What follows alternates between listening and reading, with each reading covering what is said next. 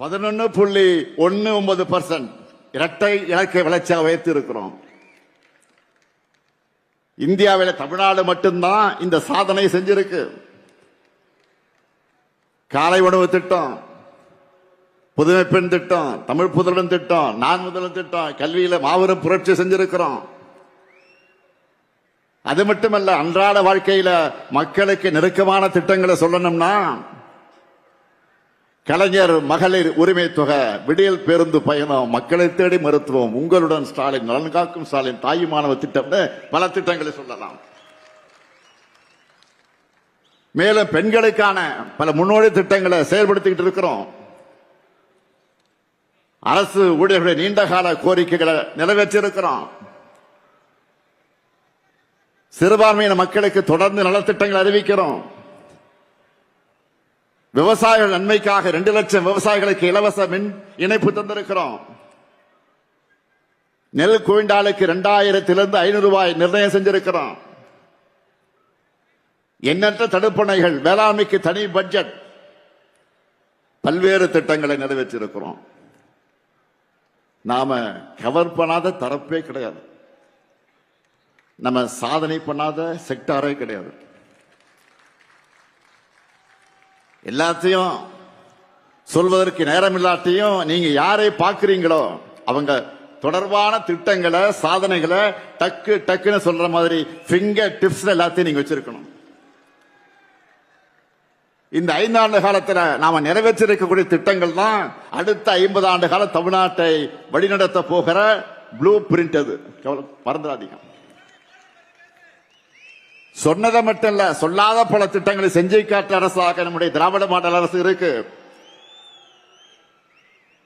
மீதமுள்ள கோரிக்கைகள், வாக்குறுதிகள் அடுத்து அமைய இருக்கக்கூடிய திராவிட மாடல் 2.0 அரசுல நாம தான் செஞ்சு தர போறோம்னு சொல்லுங்க. அடுத்த 5 ஆண்டுகள்ல தமிழ்நாட்டின் வளர்ச்சி உலக நாடுகளுக்கு இணையாக உயரக்கூடிய நிலை வரும் என்ற நம்பிக்கையை மக்களிடத்தில் ஏற்படுத்துங்க. நாம ஆட்சிக்கு வர வேண்டியது எவ்வளவு முக்கியம்னு இவ்வளவு நேரம் சொன்னேன். நம்முடைய திட்டங்களை சொன்னேன். அதேபோல் யார் ஆட்சிக்கு வரக்கூடாது என்பதை மக்களுக்கு விளக்கி சொல்லணும். தற்போதைய சூழல்ல திமுகவை தவிர யார் ஆட்சிக்கு வந்தாலும் அது சர்வ நிச்சயமா டெல்லி பாஜக ஆட்சியாக தான் இருக்கும்னு தெல்ல தெளிவா புரிய வைங்க. நம்ம கூட்டணியை தவிர வேற யாருக்கு வாக்களிச்சாலும் இதுவரை நாம பண்ணிக்கிட்டு வரக்கூடிய நலத்திட்டங்கள் ஸ்டாப் நின்னுடும். தமிழ்நாட்டினுடைய தொகுதி அளவை குறைச்சிருவாங்க. இதுவரை நாம் சாதிச்சு காட்டியிருக்கக்கூடிய வளர்ச்சியை பின்னோக்கி கொண்டு போயிடுவாங்க. வளர்ச்சி அரசியல் மாறி கலவர அரசியல் தான் தமிழ்நாட்டில் நடக்கும். நடக்க போற தேர்தல் 2 கூட்டணிகளுக்கு இடையில் நடக்கிற தேர்தல் இல்ல. இது தமிழ்நாடு வாசஸ் என்டிஏ. பாமர மக்களுக்கு புரிகிற மாதிரி இன்னும் எளிமையா சொல்லணும்னா, வெல்ல போவது தமிழ்நாடு அணியா டெல்லி அணியா, இதை முடிவு பண்ண போறதுதான் இந்த தேர்தல். அரசியல் விருப்பு வெறுப்புகளுக்கு அப்பாற்பட்டு நம்ம தமிழ்நாட்டை, தாய் நாட்டை காக்க எல்லோரும் திமுகவை ஆதரிக்க வேண்டிய தேவையை விளக்கணும். ஒன்றிய பாஜக திட்டங்களுக்கான நிதி ஒதுக்கீடு, பட்ஜெட், பேரிடர் நிவாரணம், கல்வி நிதின்னு தொடர்ந்து தமிழ்நாட்டுக்கு செய்யக்கூடிய வஞ்சகத்தையும், அதை எதிர்த்து கேள்வி எழுப்பாத அடிமை அதிமுகவின் துரோகத்தையும் மக்கள் முன் தோலுரிக்கணும். வெறுப்பை விதைச்சு வன்முறையை தூண்டி மக்களை பிளவுபடுத்தி அதன் மூலம் வெற்றி பெறலாம்னு துடிக்கிற விஷ விதைகளை தமிழ்நாட்டுக்குள்ள விடவே கூடாது. நல்லா புரிஞ்சுக்குங்க. நாம போராடுறது திமுக வெற்றிக்காக இல்ல, தமிழ்நாட்டினுடைய வெற்றிக்காக.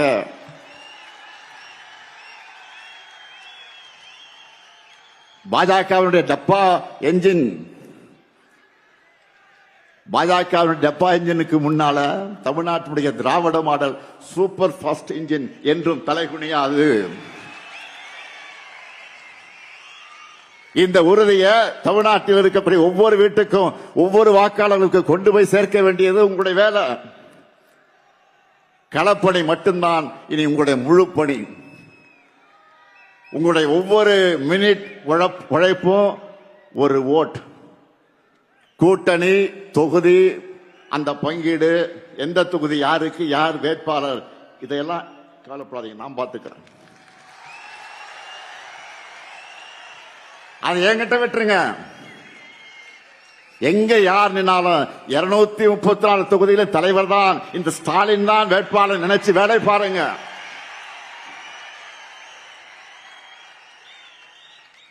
ஒற்றுமை இல்லாம இலக்கை அடைய முடியாது.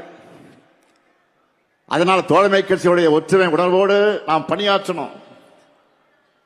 இதை பண்ணால 224 போல முழு வெற்றி நம்ம வசமாகிவிடும். இங்க இருக்கிற உங்க எல்லாருக்கும் நல்லா தெரியும், நாம தேர்தல் வேலைகளை எப்போ தொடங்கிட்டோம். என்னை தினம் நீங்க செய்திகளை பார்த்துக்கிட்டு இருக்கிறீங்க. தினமும் எத்தனை நிகழ்ச்சிகள், எத்தனை கூட்டங்கள், எத்தனை சந்திப்புகள், எத்தனை ஆய்வுகள், ஓய்வே இல்லாமல் நான் உழைச்சுக்கிட்டு இருக்கிறேன். இயக்கத்தினுடைய தலைவரா நான் பொறுப்பேற்றுக்கும் போது சொன்னேன், என் சக்தியையும் மீறி நான் உழைப்பேன் என்று சொன்னேன். சொன்னபடியே உழைச்சுக்கிட்டு இருக்கிறேன். நான் மட்டுமா உழைக்கிறேன்? இங்க மேடையில் இருக்கக்கூடிய மாவட்ட செயலாளர்களாலும் சரி, நிர்வாகிகளானாலும் சரி, பூத் அளவில் இருக்கக்கூடிய நீங்களும் சரி, ஓய்வு இல்லாம தான் உழைச்சுக்கிட்டு இருக்கீங்க. இந்தியாவில் வேறு எந்த கட்சியும் இப்படி வேலை செய்யாது. இப்படி நாம் உழைக்கிற காரணத்தால் தான் தமிழ்நாடு நம்பர் 1 இருக்கு. திராவிட முன்னேற்ற கழகம் நம்பர் 1 இருக்கு. தொடர்ந்து வெல்ல உழைப்போம், மீண்டும் வெல்வோம், மீண்டும் மீண்டும் வெல்வோம், வெல்வோம் ஒன்றாக. நன்றி, வணக்கம்.